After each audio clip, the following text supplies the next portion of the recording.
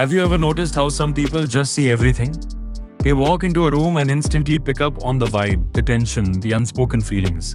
They know who's uncomfortable, who's holding back, who needs a kind word. They understand people on a level that feels almost psychic.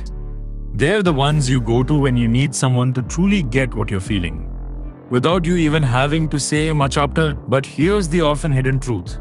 The most observant people often carry deepest wounds. And understanding why this isn't just a fascinating psychological insight, it's a vital step on your path to real healing and growth. So let's talk about the psychology of the hyper-observant and why their extraordinary ability to read the world around them often comes at a profound personal cost. First, let's define what we mean by observant. We're not just talking about someone who notices details, like a new haircut. We're talking about someone who deeply senses the emotional currents, the subtle shifts in body language, the unspoken words that hang in the air.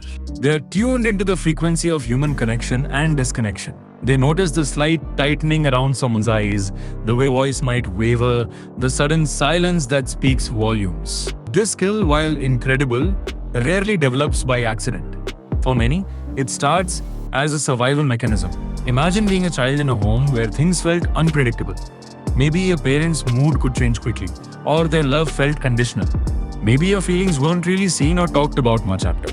In such a world, a child learns to become a little detective. They learn to constantly scan their environment, not for fun, but for safety. They need to know, is mom okay today? Is dad upset? What do I need to do or say to avoid conflict, or to get the love and attention I crave? This means becoming incredibly good at reading people, at anticipating reactions, at understanding the unspoken rules of engagement. Their emotional antennae are always up, always searching, always processing. This isn't a conscious choice. It's a deep, automatic wiring that forms in childhood, designed to protect them from emotional pain or neglect. It's like their brain learned, to be safe, to be loved, I must always be aware of what others are feeling and thinking. Now fast forward to adulthood. This person is still operating with those finely tuned antennae. They're still reading every room, every face, every conversation. The gift that helped them survive as a child now manifests in powerful ways. They're often seen as incredibly empathetic, insightful, and understanding.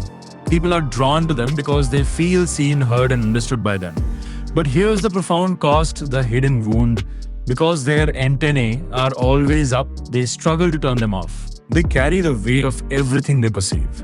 They absorb the emotions of others like a sponge. When someone else is sad, they feel it deeply. When someone's angry, they brace for impact. This constant emotional processing is exhausting. They become excellent at understanding everyone else, but often feel deeply misunderstood themselves. They give so much energy to reading others that they often neglect their own internal landscape. They might not even know what they truly need or feel, because their focus has always been external, on making sure everyone else is okay, or on anticipating threats. This often leads to a persistent feeling of being unsafe, even when there's no real danger. Their brain, wired for vigilance, can't fully relax. They might struggle with anxiety, overthinking, and a sense of unease that follows them everywhere. They can be incredibly empathetic, yes, but also easily overwhelmed. They might struggle with boundaries, because saying no or prioritizing themselves can feel like risking the safety they worked so hard to maintain as a child. So, if this sounds like you, or someone you know, what's the path to growth? How do you heal this wound and turn this intense observational skill into a true strength without the heavy burden? The first and most crucial step is acknowledgement and validation. Understand that this isn't a flaw, it's a sophisticated survival strategy your younger self developed to navigate a difficult world. Give yourself compassion for the little detective inside you who worked so hard to keep you safe. You didn't choose this wound, but you can choose to heal it. Second, learn to turn your observational skills inward. You are incredibly skilled at reading others. Now, direct that powerful awareness towards yourself. What are you feeling? What do you need? What sensations are in your body? Instead of constantly scanning the environment for external cues, start checking in with your internal world. This might feel foreign at first because your focus has always been outward, but it's essential for understanding your own needs and boundaries. Third, practice setting gentle boundaries. This doesn't mean building walls or becoming cold. It means learning to protect your own energy. You don't have to absorb every emotion or solve every problem you perceive. Start small. Perhaps it's giving yourself permission to not respond to every message immediately. or taking a short break when you feel overwhelmed in a social situation. Remember, you can still be empathetic without taking on the full emotional load of others. Fourth, seek out true safety, not just awareness. Your brain learned to look for danger. Now, consciously seek out relationships and environments where you genuinely feel safe and seen. These are people who don't demand you perform or anticipate their needs. They are people who see you and where you can express your own needs without fear.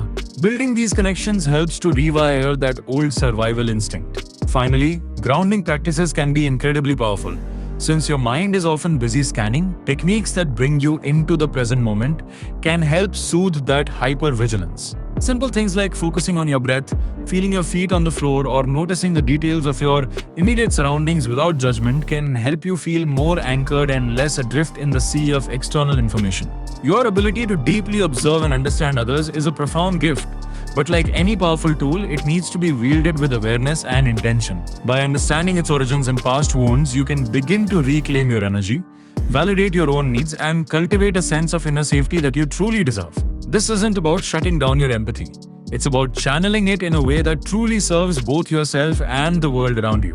It's about moving from surviving to truly thriving.